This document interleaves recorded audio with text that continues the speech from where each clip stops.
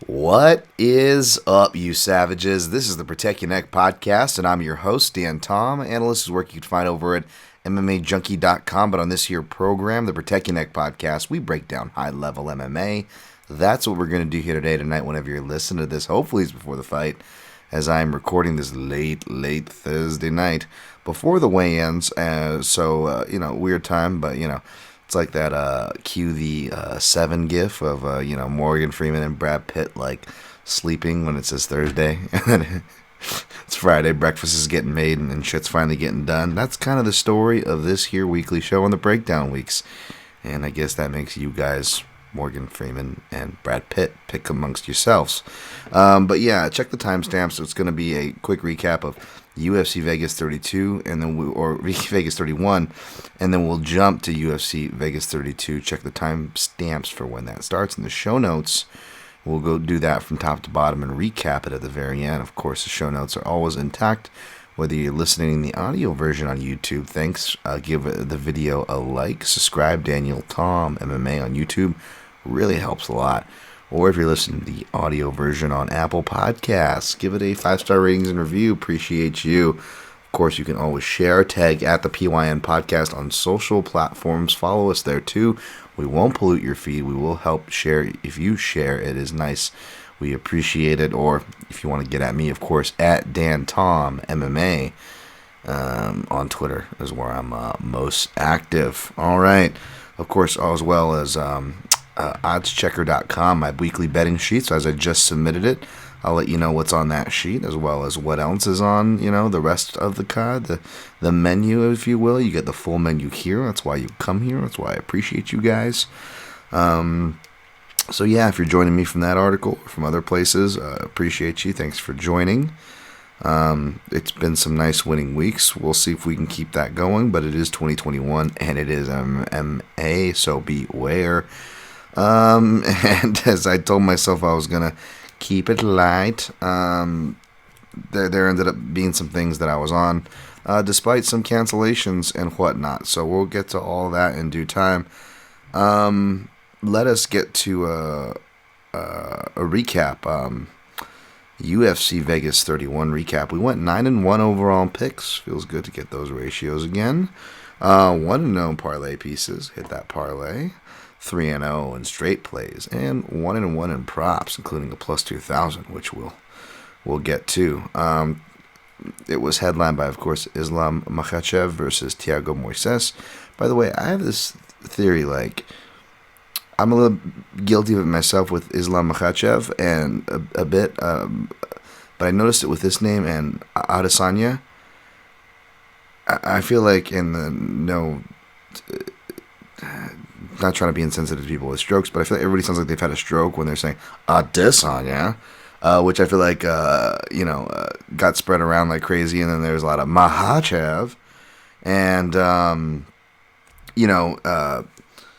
know Ariel was doing the Adesanya one, and I know John Anik gets a lot of the he's the authority, and rightfully so. He is the man, for sure, with pronunciations and just his job in general. I'm a big John Anik fan here, but you know what I think it is? I think it's, and John Anik will tell you, he's like, hey, I'm just saying it as they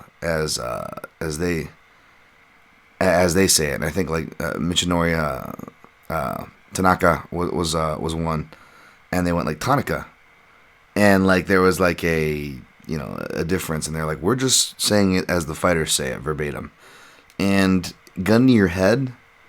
That's probably the most defensible stance and way to go about things protocol-wise, is just whatever the fighters record on tape, repeat it as they say it. But here's the thing. I don't know if the fighters, it sounds crazy because like how are they not saying their own names right? Well, it's like walking. It's something you do every day you don't think about until someone makes you do it, and you can mess up. One of the hardest things for actors to do on camera is to walk, because it's something so basic they don't think about doing it, that when they do it, it comes out all awkward. Now, not only can you lobby the same theory, if you will, of having not an actor, but a performer, a fighter, if you will, and go state your name, something very basic, but they're having them think about the context. It's your second language, a lot of these names, or they are coming from a clearly different culture, even if it's not a second language. Like Adesanya speaks English, obviously. Right? There's already that at play, and they're telling you to speak in a recording thing. And even if they understand what it's for and what the context is, it's different. They're not just telling you to say your name.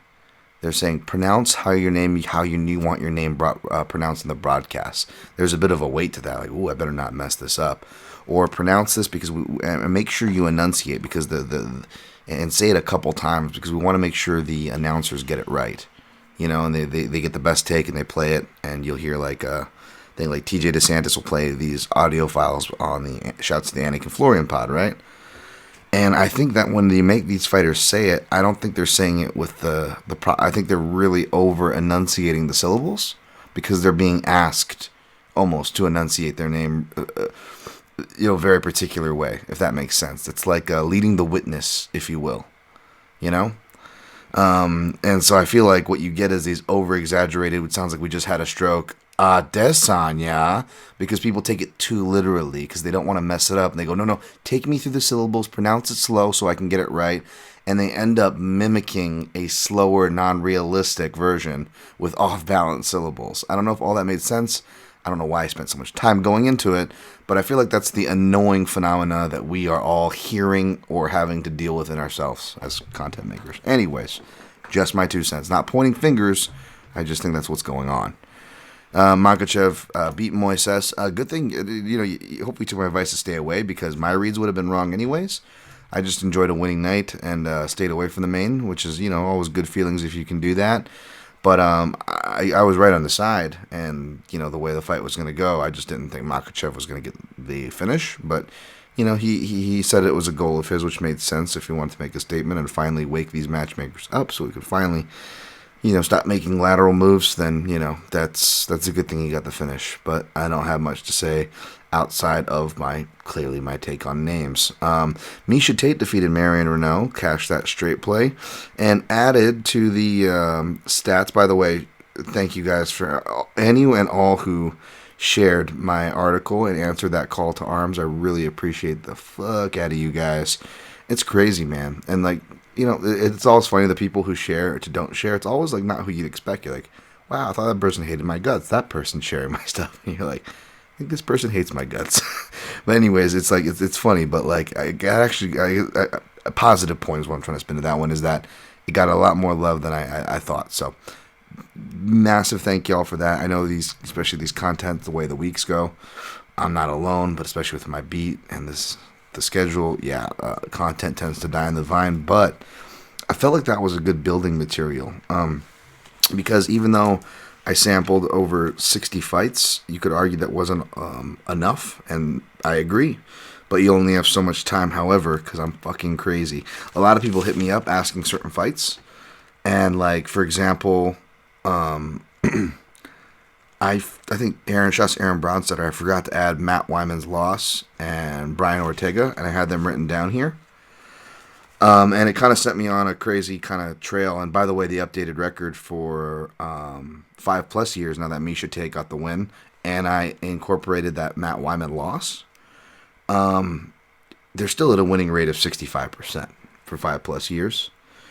I updated the 3+ year to it's 13-5-1, which is still pretty much an even better winning percentage. I think that's even listed as like 71.5. And, folks, if you didn't think over 60 was enough, I actually went through and really dug deep with the comb and even deeper.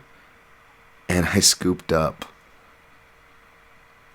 over 160. So I'm over 100 on top of the 60, but total, including and I'm going to reform this sheet. So if anybody wants to see it and build off this work, because I too want to build off this work, and I'm going to keep building off it from a 2013 standpoint. But yeah, essentially 90, 65, and 7. So that's, that's over 160 samples. And that winning percentage is 57.72. So it's actually the same, yet technically higher. So again, I don't blame anybody. I didn't for thinking 60 isn't enough. I even stated in the article that it's not enough, nor do I represent this article as some ultimate thing. But I also would argue that 60 was enough to make the point, and that point stays consistent. And I actually made these in about 3 or 4 different sections in that 100 that I added.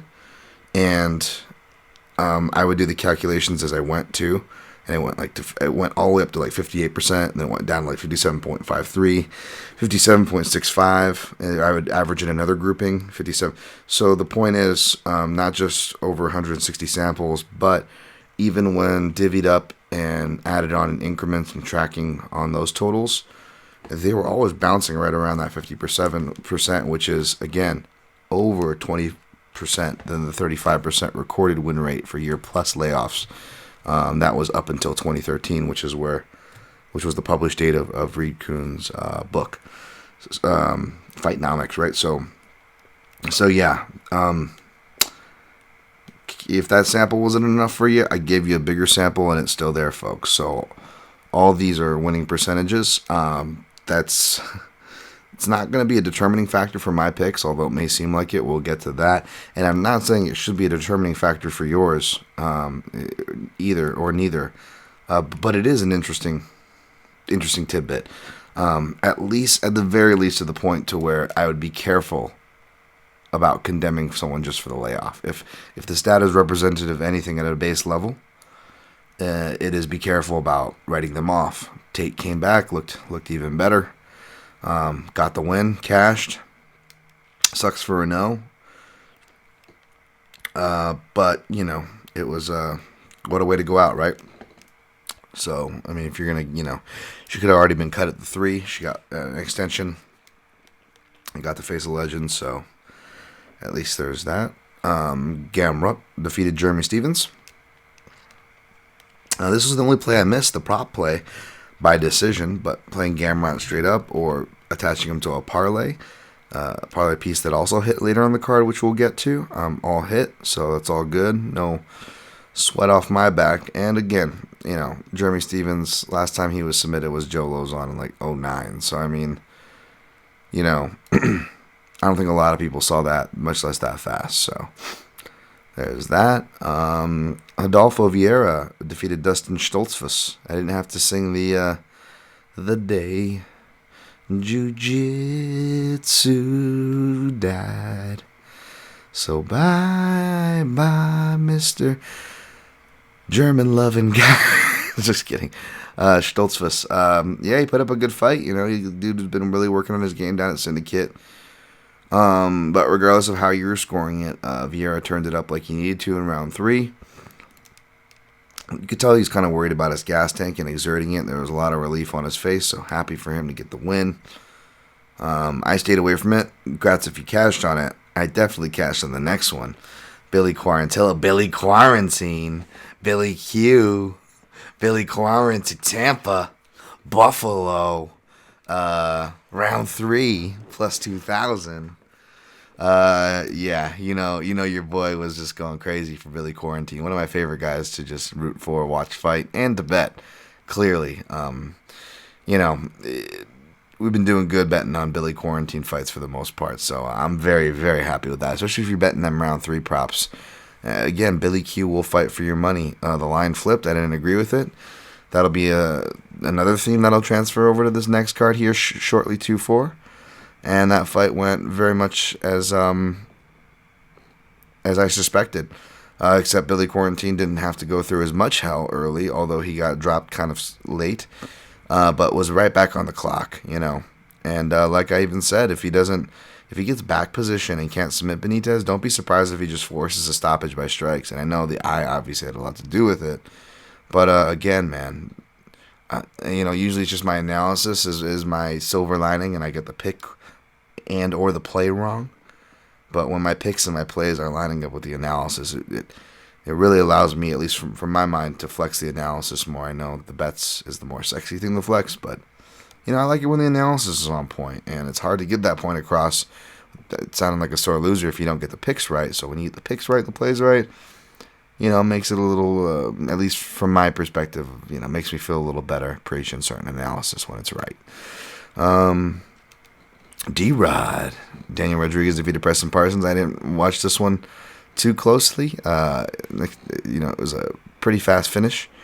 And, as I say, D-Rod, I'm pretty sure he's talking about his cock. My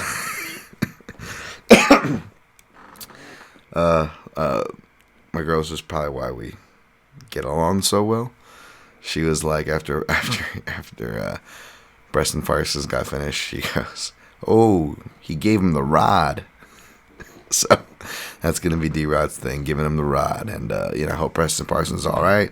Obviously, training with a kid, rooting for him to get another shot and get that UFC win that I know he's been waiting for as a young kid. I don't doubt that he'll get it. That was just a tough first assignment on short notice, right? Mendel Lemos defeated Monstrat Ruiz. The stoppage, probably could have let it go a bit longer. I don't know if it would have changed the result. Made for a nice gif, though, of, I quote tweeted, it looked like, Tyone looked like the bad guy in the movie who, like, takes the girl's hand for the hero's, kidnapped girlfriend's hand for a dance kind of a deal. That's what that looked like. And Mendel Lemos cash, congrats if you got in early on the ground level on that, like my man Clint over there from Die Hard MMA Pod. It was nice to go on there last week, and it's always nice to podcast with Clint, but it's even nicer to clean house like that. As we both, I think Clint actually went perfect. He went like 10-0 in picks. Props to my man there. So that was really cool. And Clint also, I know he was one of the earlier people on Sergey Morozov, who defeated Khalid Taha. Of course, I was leaning Taha, and I don't like to let others sway my opinion. I want to do my own research, but I ended up on the same side as my man there. And more importantly, the man Morozov, the man in the cage, did what he needed to do. Again, like I said, back to the analysis, Taha, what was my reasoning? He gives underhooks too easily, and you don't want to do that to a guy like Morozov with a body lock. So, boom, that's what was going on all day. I did not get this pick right, although you could have argued he got the win, but he didn't throw enough to make it convincing, and we know that output will sway judges, and hard not to feel good for Malcolm Gordon, who had some really tough losses, and now he can say he has that UFC win, defeats Francisco Figueiredo. So good on him, man.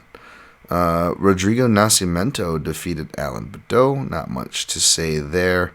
He gets it done. So that was a good card. Let's hope we can take that positive juju and roll it forward. Me, not too much of a victory lap here, just very grateful, and we'll see what we can pull, because 2021 is a bit crazy. All right, let's see what we're doing on time. 18:45, not too bad. All right, UFC on ESPN 27, UFC Vegas 32, headlined by Corey Sandhagen, minus 196, TJ Dillashaw, plus 164.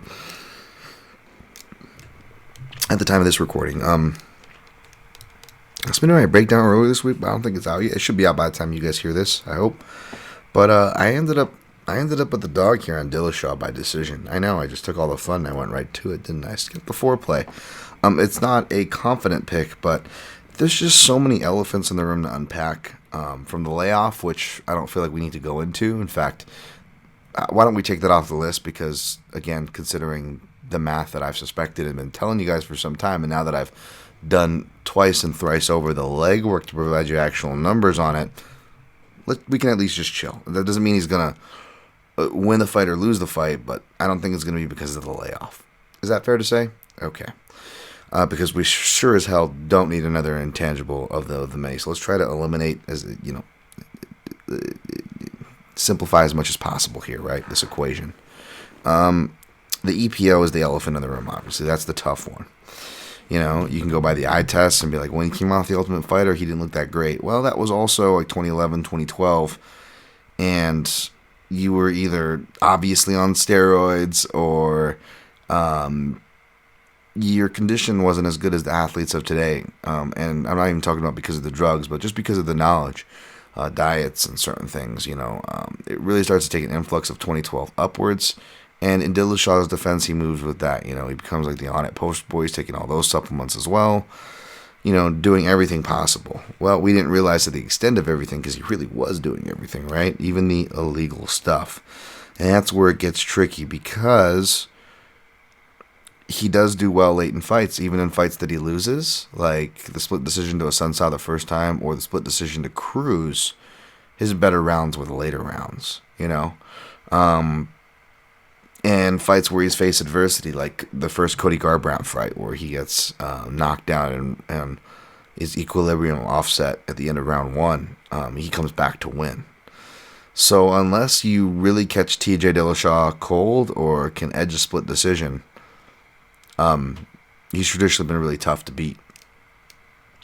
Now, obviously, there's a chemical correlation there with the late surges and the late success. However, there is, at the end of the day, EPO doesn't make for martial arts skill, and he's a skilled martial artist. And EPO can't account for all the athleticism that we see. And I'm not going to say that he's an outlier, an athletic outlier in the sense of a Yoel Romero, but I do believe that I still believe, even with the EPO positive test, that TJ Dillashaw is a well above average athlete, and I don't think that's the craziest thing to say. He's the best athlete in the world. He's the best athlete in his division. Does that mean he's going to win the fight? Of course not. But I don't think it's crazy to say that even with a positive EPO test, he is still a well above average athlete. And thirdly, on top of that, despite the EPO, the psychological ingrainment that some fighters just have and some fighters don't. You can be, like I said, the Greg Hardy. You can be the biggest super athlete in the world. But if you don't have that gear to fight and to come back from that adversity, it's really hard to develop that, no matter how high your athletic ceiling is. The fight ceiling is completely different. And TJ, in his defense, does seem to have that fight ceiling, the competitive attitude, and everything in between those two slightly different things. You hear the stories from him being great with his family and being competitive. So that's the thing, is regardless of what you think of TJ Dillashaw, and regardless if you're picking him or not, he is a guy, if you are picking him, if you are playing him, he will fight for that money. Now, this is a matchup that, again, I suggest that you probably are smart. A smart move is to keep your money away from it, but I'll give you some angles depending on which side you like here. But basically, I'm seeing a lot of talks about overs, and I don't hate that because I'm on Dillashaw, and I'm on Dillashaw by decision because I think he has to wrestle, and that's where the EPO question is going to be answered, because if he really was relying on EPO, then I'm not sure he's going to be able to wrestle and control Sandhagen for 5 rounds or control and put enough work on him to get a finish, within 3 or so, if he, all goes well and he's able to get control and just really try to pour it on. Regardless of the approach, conservative or not, I think he's definitely gonna need a gas tank for this fight, and he's not gonna want to get in prolonged exchanges, because that's another thing about this fight and the intangibles is they're former training partners, and word on the street is that Sandhagen got the better of sparring sessions. However, from Sandhagen's own mouth, he says they were split. He had his days, TJ had his, right? However, I wouldn't be surprised if Sandhagen got the better of the striking exchanges because of the height parity that we usually don't see Dillashaw have to face, and because of their stylistic similarities and understanding each other with the pulls and returns and the shifts and so on and so forth. Sandhagen is more cleaner, longer, works the body more, and specifically important to this fight, kind of like the Aljamain Sterling fight, which is probably another reason why I'm taking Dillashaw by decision. Is because countering kicks. Both guys, countering kicks is key. Cruz did it to Dillashaw. A lot of people did it to Dillashaw, actually, whether it's strikes or John Lineker actually did it to both of them off their kicks. They countered off their kicks. Countering off the kicks is a real key to beating both guys, whether you want to counter off of them to hit him like Lineker did or counter off him to take him down like Aljamain Sterling did to Sandhagen. And again, vice versa with Dillashaw, with Cruz and Lineker there. I know he won one and lost the other by split, but I'm just saying, as far as strategically or tactically, what's there? That's it. It's countering kicks. Dillashaw, I believe, only against Cruz and Assunção the second time are the only times where he actually gets takedowns off of countered leg kicks. But that's only because he is so varied with his entries. He's got those like what Billy Quarantillo does, but a more athletic, agile version of it. No offense, Billy Quarantine. Not hating. I'm just saying, Dillashaw's got a. It's because he's a little, different weight class guy and a wrestler, but he has that kind of like level change where he steps off and sags to his right side. He's got a clean level changing double. But a lot of times I feel like he likes to go to single variations and then chain off to either his doubles or body lock takedowns from there, or shrek behinds at the back.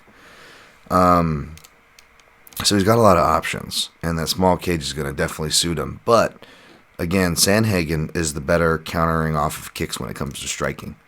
Dillashaw surprisingly doesn't do that much, whereas Sandhagen does. So again, if Dillashaw's extended exchanges and kicks with Sandhagen, that could be very bad news. Sandhagen might not one punch him, but he can definitely spark some things off there. I think the one punch knockout threat is obviously the Frank Yeager one, which is the flying knee threat with Dillashaw's height and level changing abilities. I know Sandhagen has some really nice uppercuts too, but again, Dillashaw, he's really tough to put away. You can hurt him; he's been rocked, but he's not easy to put away. So for those reasons, I'm leaning Dillashaw from a stylistic standpoint, and gonna let the EPO question answer it himself. And if you like Dillashaw, like money lines, just might as well just play that. You can go super contrarian if you like that plus 600 number by decision. However, again, back to people saying overs, but also liking Sandhagen, that doesn't make sense to me. Not that Sandhagen can't win a decision, not that Sandhagen can't survive a storm then pull away later, / a mix of a bit of conservativeness from them knowing each other, right? Prolongs to a longer Sandhagen win or decision win. That is how I would make the case for it. I just don't think it's very likely. I think the basic dynamic here is Sandhagen, if he wins, it's going to be early. So you can take plus monies on under 1.5s or even an under 2.5. Where I think it's actually near chalk, even if it's under 2.5. If you're looking for Sandhagen, if you're trying to really find a plus money angle, because even inside the distance, I think is like minus 115. So yeah, that's what I think about that. I don't think, if I play, it's only going to be sprinkling if I'm doing well on the card. But yeah, I'm not going to lay off of that. Aspen Ladd Macy Chasson was canceled. I was going to take Ladd and use her as a parlay piece, but then I kind of started feeling less confident about that. It's just really hard to tell with Ladd. She was going to be one of those fighters coming off of a layoff, like one of 7 or 8 originally, but her, Shamil, their matchups were taken off the card. This was on Macy's side. Aspen was coming back from injury, but it sounds like Macy may have sustained an injury fight week, which is always weird and crappy when that happens. So hope the best for both of them. Next fight, Kyler Phillips minus 270, Raulian Paiva plus 220. I like Phillips here. I was really surprised with the Sung Yadong fight, but he's really coming together. Kid's really well trained. It did worry me that he slowed down a bit, but he's so convincing with his body language that even though I think Yadong technically by like a strike or two outstruck him in the last 2 rounds, it didn't come off that way like it does the stats, which is why you shouldn't read the stats. But yeah, Yadong hits harder and is faster than Paiva, despite Paiva coming up from flyweight. Paiva's kind of slow-footed a bit. He's just long for flyweight and is aggressive, more crafty than I guess you would suspect, or at least I suspected, and has some decent pop to him, and so he goes to the body, which is nice, and won't hurt him here. It's actually going to be a good thing. He can have maybe a good round 3, but again, the speed, he's not going to have that speed, even though he's coming up from flyweight. Even though I like him going to bantamweight, he's still not the biggest bantamweight. He's still the same height. He seems like he's tall, but they're both 5'8". Phillips with the gas tank and his frame, and if he starts filling out, maybe, that's something to watch. But even if he does have a sketchy round 3, this kid seems really composed. He knows how to change levels.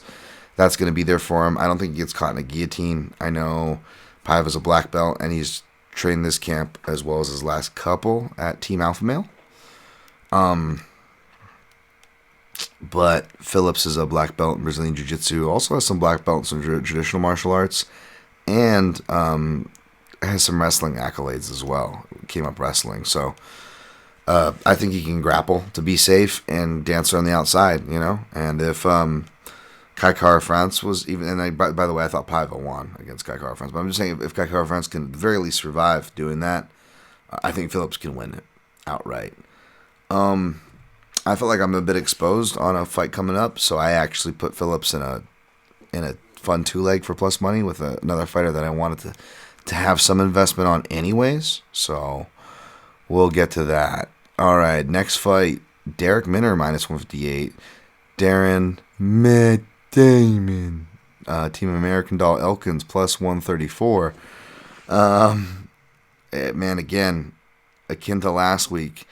I'm going to be backing a guy who was a favorite and is now a dog, and I know he's old, and again, he's very strikingly similar to the Matt Damon doll from Team America. He will fight for your money. Miller Lite. That's right, Darren. You love Miller Lite. Portage, Indiana. So Darren Elkins, man, yeah, dude fucking scraps. Again, I don't want to do like Billy Q and say, it's a season of the scrappy, skinny white dude, because you know what? Derek Minner's a scrappy, skinny white dude as well. So that stupid trend of mine, I don't know if that applies here, but favorites going to underdogs, they're the value argument alone I could rest my case on. But stylistically, I actually like this for Elkins. He's the better wrestler and the more reliable fighter in the small cage, ultimately. I know Derek Minner seems to be going through a mid-career renaissance a bit, under James Krause, and that's very respectable and should be kept an eye on. However, when I went back to look at that fight against Charles Rosa, I was reminded that it was Charles Rosa who was pulling guard to where Derek Minner didn't even really have to get takedowns, and pulling guard in the beginning of rounds and then just staying on his back for the rest of the rounds. So it's pretty much like giving you the easiest IQ test to win a round. And even then, I think Derek Minner was getting reversed, some submissions threatened on him. His corner was screaming for life or death to stay calm and manage his breathing. Like, he was still somehow kind of hanging on to dear life. And so I don't know how sold I am that he's a different guy. I think that was the perfect matchup with the perfect corner at the perfect time. And I feel like he still barely made it through when you really go back to watch that fight and you take off the shock factor, at least that I had, of just kind of being outright wrong. And I love Charles Rosa, don't get me wrong, but stupidly backing Rosa again at the betting window. Can't bet that guy's fight to save my life, right? As much as I like him. But so stylistically, I'm like, Darren Elkins, I know he was getting rocked by Ryan Hall, which was weird. But, I know he still gets cut up very easily. But if you go look at his fights after that, he took harder shots from a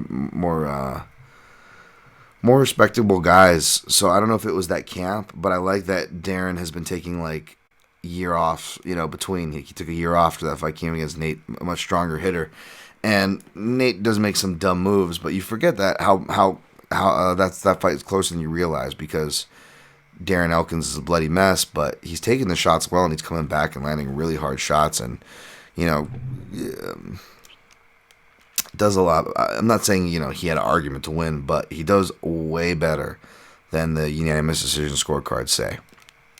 And then Luis Eduardo Garagori, I know that's a South American dude without a grappling background as a striker, but I want to say he was training at Sanford, and he really focused and was much more athletic, younger than Darren, and really focused on his get-ups, and just muscled up and sold out at certain points, which is the only reason why he got away at certain points. But, Darren stayed on him, can still wrestle, can still hit and change levels. And he can still strike. He was taking some hard shots by Garagori. I know he got stung. He got stung in that fight. Pretty good at a moment, but he recovers. And Derek Minner only one TKO win to his name. Even though he technically has more fights than Darren Elkins, which is crazy. So I still feel like it's submission or bust. I know he showed the ability to win a decision, but I think that's in a perfect scenario. And even Darren Elkins at this point of his career, he is really tough to put away. And again, even if he loses, even if this bet loses, you can count that Darren Elkins is gonna fight for your money. So I'll take Elkins here. I didn't put a full unit on him. I put, I think, just 7.75 at 138. It's kind of the way I strategized things a bit, how I leveled out my plays. So I only put that on him. But he is my underdog play. That's going to be on my odds checker betting sheet as well. All right, next fight is also on it, and I alluded to Miranda Maverick minus 148. Macy Barber plus 126. This is another fight where it flipped, but however, I actually agree with the line movement here, akin to the ladies' fight that I bet last week with Miesha Tate. I agree with the line movement here. Again, Barber, like I said, and I was proven right with that Grasso fight, with certain things stylistically, that she wasn't going to be able to compete, that she really does her best when she's able to bully on top, or bully with elbows in the clinch, or bully with power lefts standing. But all those things are bullying power offense, not defense, not process, not consistency. And those chickens came home to roost against Grasso. And to her credit, she says she's learned from her lessons. And to her credit, one of the other issues of the reason why I was picking against her was the camp she was working with. That's an auto fade for me, and I hate saying that, but my goodness, do I have a fucking winning record fading that camp. Anyways, but I'm not going to victory lap on something mean, even if it's true. And to her credit, she's not working with that camp. She too went over to Team Alpha Male. But I know I'm skipping them. I'm fading alpha male fighters, then I'm backing them, then I'm fading them again here.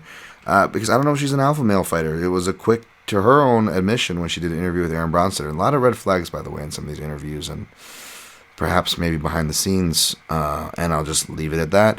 But yeah, she even said so herself in the Bronsteter interview, I believe it was. By the way, shouts to the TSN MMA show. Go check that out.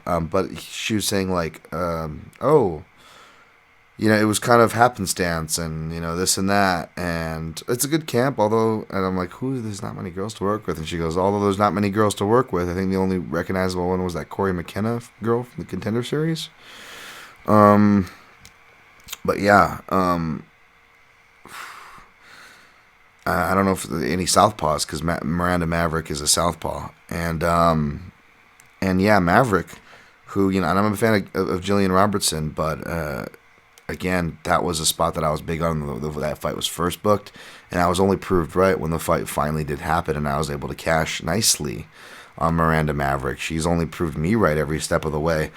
She is more the real prospect in my book, so I don't like this matchup. I know people were talking about prospect. There were a couple other matchups like Yanez or Costa that were way more worth talking about as far as prospect versus prospect fights, and then I don't know. I think Maverick had the right idea, which is I think it's a great matchup for me, and it's a bad one for her, and was explaining even non-biasedly. It's like you want to give a fighter like Barber, if you're so high in investing her, you want to give her a pick-me-up fight, not a girl who's ranked higher, a girl stylistically tough matchup for her. That's silly,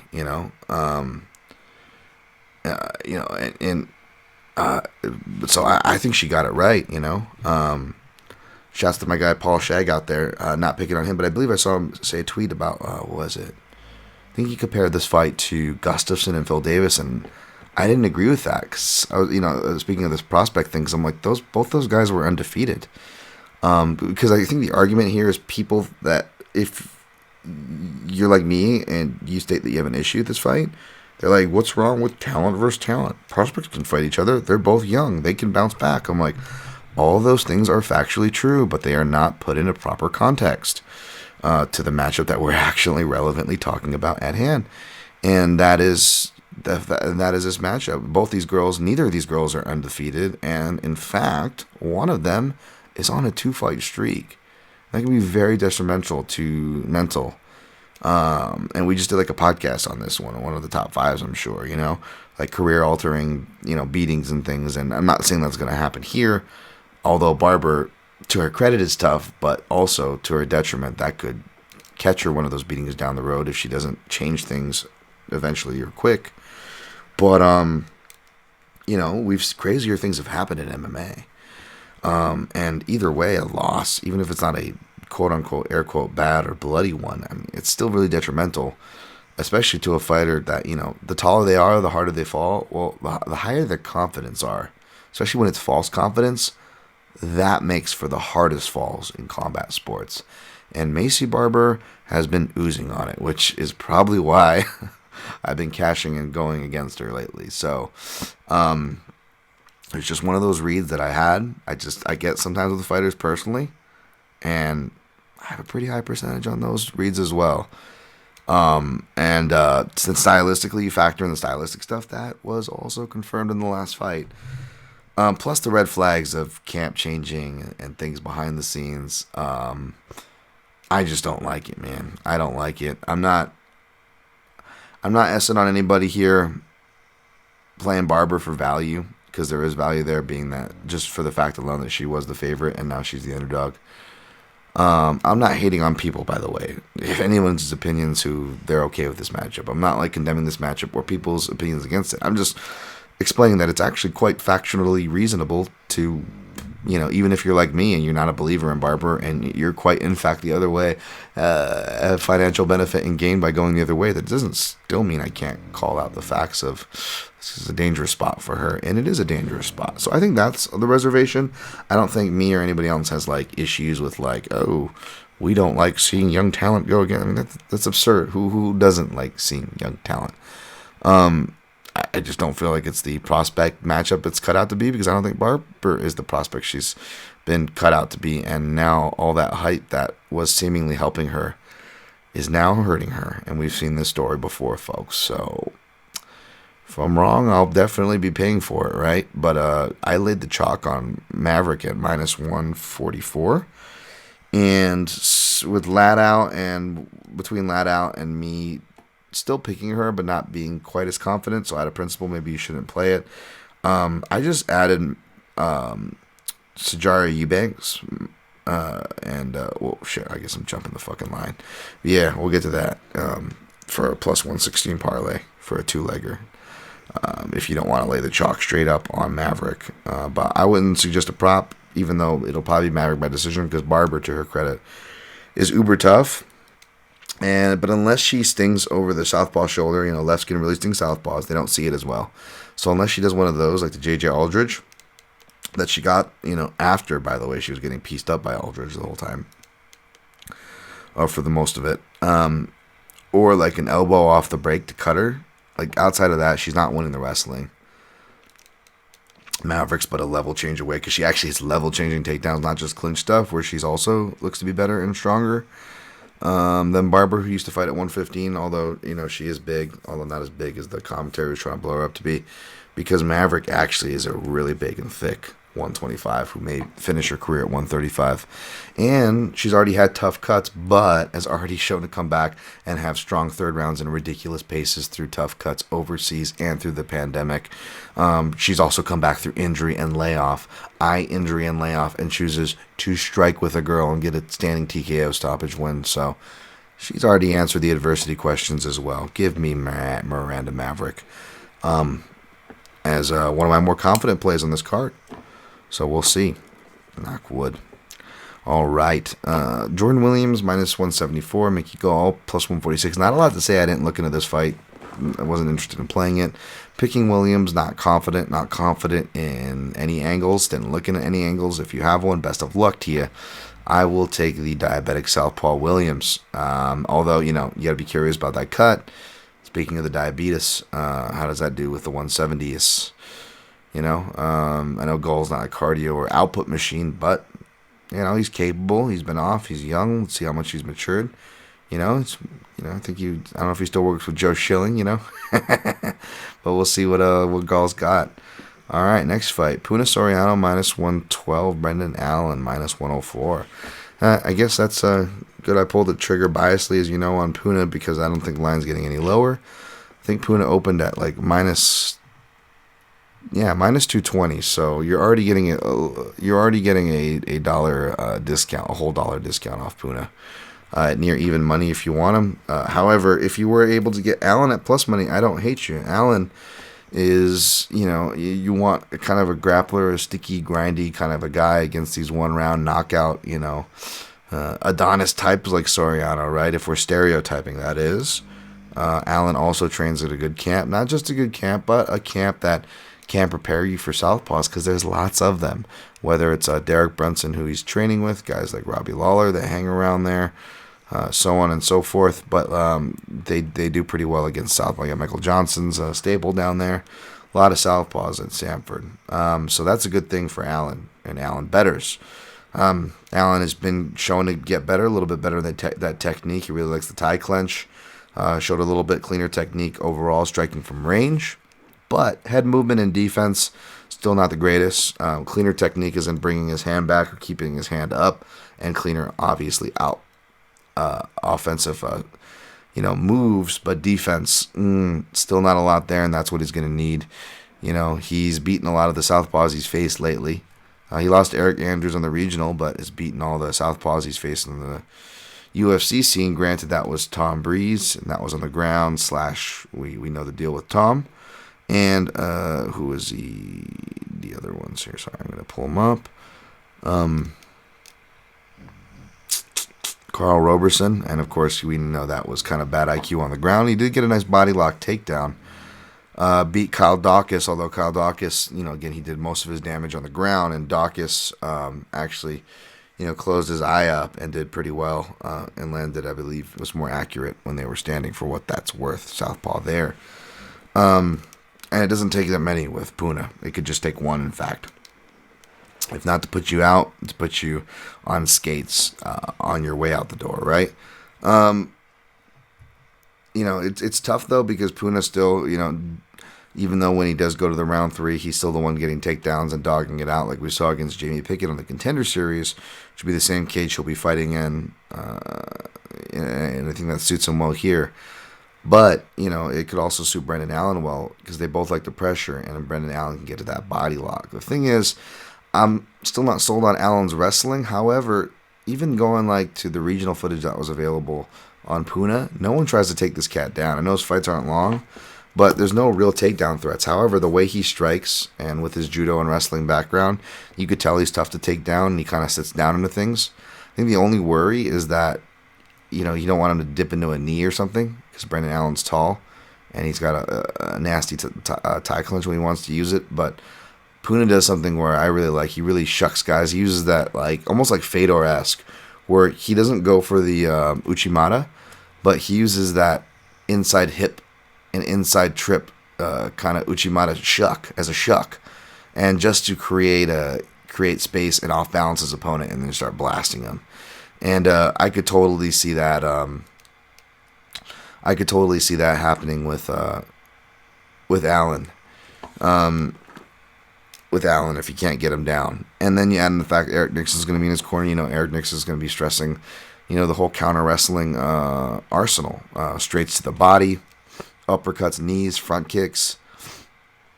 So he's gonna, he's gonna be stressing that. So I'll take Puna here. I was gonna hope for dog money, but I don't think we're gonna get it. So I just pulled the trigger at minus 110 for even, and I put a unit. You don't have to follow me because it's biased, but even bias aside, I feel like you can justify it because of the value and stylistically too. Even though Allen, I know he's fought tougher guys, he's fought more guys, and you can't stay undefeated forever. Puna will lose in the octagon. I hate to say it, but it's true, right? You fight long enough, you will lose. But is it this time? I don't think so. And you're going to give me $1 off for even money on the guy that should and was initially favored. I will take the shot. So there's my case. Bias stated and bias accounted for. Next fight, Ian, would you like to touch my Heinisch? Minus 158, that was terrible. Nasruddin Imavov plus 134. And of course, Ian Heinisch, of course, he always reminds me of Sack from Wedding Crashers. I don't know, God enemy, Governor. I do. Large family breeding. Nature versus nature. Nurture. Nature always wins. So I'm going to go with Sack from Wedding Crashers, Ian Heinisch. Not confident in it. I like how he sounds in interviews. He's working at Stanford as well. And, Allen's on this card, who's not a southpaw, but that's fine because neither is Imavov, I believe. So we'll see. Imavov has some nice 1-2s and some deceptive counter wrestling, I believe, from memory serve. So we'll see. I'm not confident in it. Heinisch, no play. Next fight, Adrian Yanez minus 230, Randy Costa plus 190. This is a fun fight that I didn't bother looking too far into because I ran out of time, and I didn't want to play this one. This is a sit back and enjoy fight. I like these guys too much. Yanez initially opened at 170, so money's come in on him. He will be my pick here. Just his countering ability is pretty much what seals it for me, and his shot selection. Whereas Costa, I like his style, and he's gonna make for fun action, especially if he can come forward. If he comes forward on Yanez, I'm just not sure how much his jank will, his slight jank there in the leg and his stance, and the kind of kink in his stance, I'm guessing from his traditional martial arts background, coming up as a kid. I'm not sure how much that'll hurt or help him with that look. Yanez has a bit of a flair to him as well, and doesn't seem to be off-put or faked out by things too easily. I really like his eyes and exchanges. And I think he's even got like a black belt or something in jiu-jitsu as well, or some brown belt or something. But both guys have underrated ground games, though. I don't see them putting initiative there too much. Maybe they will to surprise the guy. But I feel like we get a strong, fun striking match. I'll take Yanez, and especially at this price, I'm staying away for a fight that I just want to enjoy. Next fight, Julio Arce, minus 215, Andre Ewell, plus 180. Dude, I feel bad. I always come at Andre Ewell, and I'm not like coming at him, but like I always pick against him. And I was reading his bio, and it's just like stuff like it just makes me want to root for him. Like, people misjudging him and being, judged by this, losing his son, trying to fight to get his son back, like all these things. And I'm like, oh man, I'm sitting here like always betting against this guy and fading him because he fades in fights. His cardio fades, so I fade him from the betting perspective. Because he's one of those guys I point to that are cutting too much weight to bantamweight, even though I know Corey Sandhagen's up there, and I gave him the pass, maybe because I'm a fan of Sandhagen. But no, Sandhagen's 29, so if it does become a problem, it will. But I asked Sandhagen about that in interviews back in the day, and he's just blessed. He actually doesn't walk around at a very heavy weight, so he doesn't cut as much as you think despite how he looks. So as long as that stays intact, and his durability seems, okay, even though he's also getting kind of hurt and shit bent back too. We'll see, but Ewell is definitely a guy who I pointed to for that, right? And I do think that here too, so that's why I'm going to pick Julio Arce, because Arce is a better striker and he can kick. He's never been stopped by TKO, and that's Ewell's only chance. Because he skirts the outside and he's going to be in the small cage, again, against a better striker and a guy who can kick and can also kick and knock guys out to the head, even if they're the taller southpaw, like the last southpaw he faced in Cameron from Ferris Bueller's Day Off, Julian Erosa. I know Arce's coming off of a long layoff. We haven't seen him since 2019, but that was up at featherweight. He gets a really good striker against Hakeem Dawodu, I believe. And again, citing Dan Tom's layoff, 57%, and that creeps up to 70 percentile when we get toward the 2 or 3 year range where Arce is at. So, not saying I'm banking on that or basing it off that, nor should you. But again, anybody worried about the layoff, I think it's more from a styles perspective. Arce was also supposed to fight at February earlier this year until his opponent withdrew from a hand injury, so he was fine. I think the extra camp, the extra sparring rounds, probably only good. Now he's only more prepared. I'll take Julio Arce there. By the way, Kyler Phillips, other guy at bantamweight, who I said maybe to watch, can fade in later rounds, possibly. Maybe that was just his last fight, where he kind of showed it. But I was reading his bio. It's pretty fucked up. He goes, when did you start fighting? He goes, my dad introduced me to martial arts when I was 4 years old. When I was 12 years old, I fell in love with it. What the fuck happened with those 8 years? What are you doing? He's just like fucking. Is he just like fucking Andy Dufresne in Shawshank? His dad open. He's like in the hole. His dad opens up. You ready to practice, huh? Do we change your attitude about practice? Just make it stop. It never stops. Just kidding. That's how I feel with the MMA schedule. All right. Wow, Dan, that got dark. I don't know where I was at. But back to this bantamweight fight. I'm taking Arce, and I paired him with that's why I talked about Kyler Phillips. I paired him with Kyler Phillips for plus 100 because if I didn't, and knock on wood, fucking Maverick loses, then I guarantee myself a big losing night because I'm exposed on Maverick, right? I'm exposed like a creepy dude in a trench coat at a public school. All right, Dan, easy. Maybe not that exposed, but you get it. I'm pretty exposed. So, I wanted some action on Arce to go against. Oh, I know, fucking poor Andre. Oh, can he get a break? Everyone's against him. And Kyler Phillips. Just for some chicken parm parlay. Shout out to the MMA analysis. Oh my gosh! All right, next fight. Speaking of parlay, and the other parlay, of course, where I parlayed, I spilled the beans earlier. Miranda Maverick to Sajara Eubanks minus 360. Now I got her minus 355. Elise Reed plus 290. So Reed, I went actually to look her stuff. She's a third degree black belt in Taekwondo, but she's actually got really good boxing and striking and pretty good footwork and head movement too. Really impressive. However, I don't like this fight for her because even though she has good balance in her last fight against Hillary Rose, I don't think she's going to be taken down by someone as strong or as meaningful as Sajara Eubanks, who again is one of the few 135ers out there that can actually really change levels, even though she doesn't come from like a Sarah McMahon wrestling base, right, or a Misha Tate wrestling base. And Sajara Eubanks can do that, except Sajara Eubanks is going back down to 125. I don't know if she's going to make it, but either way, you can count on Sajara Eubanks being the bigger, stronger opponent she faces against seasoned 125ers.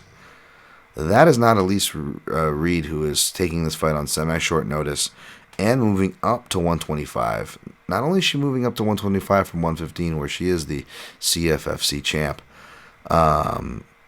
Shout out to John Morgan and CM Punk there on the call. But she actually used to fight, and you can see it. She actually used to fight at atomweight. So you essentially have an atomweight versus a bantamweight here, folks, in a certain sense. So, and then when she was on the ground, I did not like the ground game from her. And I don't know how much it's going to improve because she doesn't look to hold a rank in Brazilian Jiu-Jitsu. Her Instagram is devoid of any Brazilian Jiu-Jitsu. And considering she is an owner of her gym, it's a karate gym, kind of similar to like a Stephen Thompson Upstate Karate. I don't know how much she's really surrounding herself with the ground game. You look at the things she's just doing her training camp out of her gym, her karate gym. So I don't like that at all. So I think Sarge rolls. So you want to parlay her to a smaller chalk piece that you could just as well justify for a straight up play, which I am playing straight up Maverick. Well, it balances out nicely to some plus 116 if you just want to go the 2-leg parlay way instead. So there's that. Diana Belbita minus 108 and Hannah Goldie minus 108. I liked Belbita. Picked her when she was an underdog, but I still wouldn't play her because it's super low level, and I just was reminded of why I faded and cashed against Belbita last time out with Liana Jojua with that submission win. And Goldie coming off the layoff, but again, they're both coming off 1-year layoffs. Goldie coming off a longer layoff, of course, by about, I think, 9 months or so off the top of my head. So that's not enough reason to discount her. Both girls like to strike. They have kickboxing accolades to their credit for whatever those are worth. So for that reason, it is a crapshoot, man. There's no way you can be confident in that fight. So I just did refreshers in their most recent fight, and I was even more affirmed to stay away. So the pick is Belbitsa. All right, let's review. How do we do on time? Oh, 1 hour. Okay, right away, right at the mark there. Okay, all right. So I'm taking Dillashaw over Sanhagen. Was gonna take Ladd over Chasson before they got canceled. Taking Kyler Phillips over Paiva. Taking Elkin, Matt Damon, over Derek Minner. Taking Miranda Mavic over Macy Barber. Taking Jordan Williams over Mickey Gall. Taking Puna Soriano over Brendan Allen. Taking Ian Heinisch, sack from Wedding Crown, Academy Governor, over Nasruddin Imavov. Taking Adrian Yanez over Randy Costa. Taking Julio Arce over Andre Uhl, taking Sajar Eubanks over Elise Reed, taking Diana Belbitsa over Hannah Goldie. I parlayed Maverick and Sarge for 1 unit at plus 116. Parlayed Arce and Phillips for 1 unit at plus 104. Laid the chalk at 1.5 on Maverick at minus 144.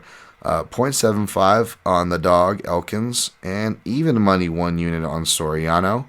I may play Dillashaw at plus money. I also may sprinkle on Dillashaw by decision at plus 600 for fun. We'll probably look for another dart or two. No round 3, sorry Derek Love, to help my formula. But as of right now, I just need 2 of the chalk plays, whether it's both straight plays, both parlays, or 1 straight play and 1 parlay to hit. I'll break even and be okay, and kind of rely on my dog shots and darts to push me over.